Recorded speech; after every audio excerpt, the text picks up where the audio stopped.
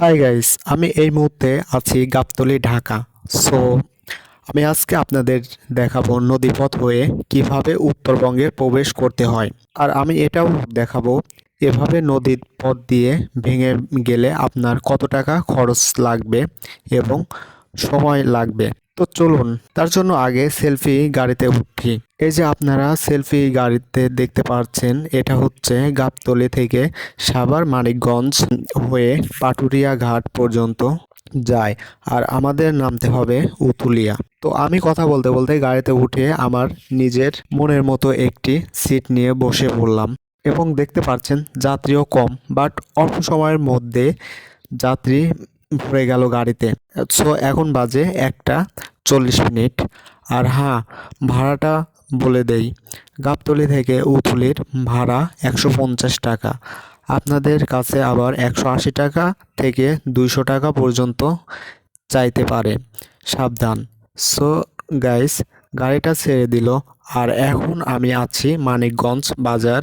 আর এখন সময় হলো 3:30। তারপর উথলে এসে গাড়ি থেকে নেমে একটা অটো নিয়ে আরিচাঘাটের দিকে রওনা দিলাম। আপনারা হাতের বাঁ দিকে দেখছেন, এদিক দিয়ে পাটুরিয়া ঘাটে যেতে হয় আর এই সোজা আরিচা ঘাট। সো 4 থেকে 7 মিনিটের মধ্যে আমি আরিচা ঘাটে এসে পৌঁছাই। তার জন্য আমাকে গুনতে হয় 20 টাকা। এবং এটাই দেখছেন আরিচা ঘাট। গাইস, এখানে 3টা রুট আছে। একটা হলো ফেরি, দ্বিতীয়টা লঞ্চ এবং স্পিড বোট। আমার যেহেতু একটু তাড়া আছে আর সন্ধ্যা হওয়ার আর বেশি সময় নয়, অলরেডি এখন 4:20 বাজে, তাই আমি স্পিড বোটের টিকিট নিলাম। আর আপনারা চাইলে লঞ্চে যেতে পারেন 100 টাকা, ফেরি 50 টাকা। আপনারা আমার পিছে দেখছেন কিসের জানি কারখানায় আগুন লেগে গেছে। সো এখন আমি স্পিড বোটে উঠলাম। কিছুক্ষণের মধ্যে বোট ছেড়ে দিল। অনেক ঠান্ডা বাতাস এবং ঢেউ, আর ঢেউটা স্রোতের বিপরীতে চলছে, এজন্য বড় বড় ঢেউ এসে লাগছে। সো গাইস, বিকেলের এই ভিউ অনেক সুন্দর লাগছে। আপনাদের কাছে কেমন লাগছে সেটা কমেন্টে বলবেন। আর ভিডিওটা ভালো লাগলে লাইক দিবেন। দীর্ঘ 20 মিনিট পর আরিচা ঘাট থেকে কাজিরহাট ঘাটের এসে পৌঁছাইলাম। গাইস, কি বলবো, নদীতে বাতাসে আমার পুরো ঠান্ডা লেগে গেছে।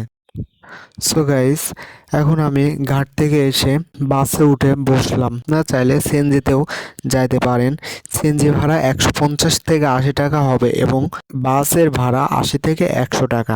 আর একটা কথা বলি, আপনারা অনেকেই কমেন্ট করেন, ভাই আরিচা থেকে কাজিরহাট বা কাজিরহাট থেকে আরিচা লঞ্চ, ফেরি বা স্পিড বোট কখনো বন্ধ থাকে কিনা। ভাই একটা কথাই বলতে চাই যে প্রাকৃতিক দুর্যোগের কারণে লঞ্চ, ফেরি সাময়িক সময়ের জন্য বন্ধ থাকতে পারে, বাট সবসময় এটা খোলা থাকবে, শুধু প্রাকৃতিক দুর্যোগের কারণ ব্যতীত।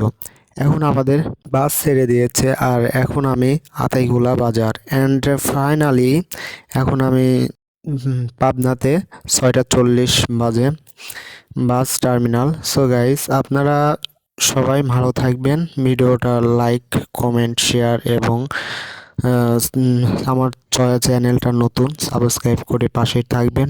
ধন্যবাদ সবাই।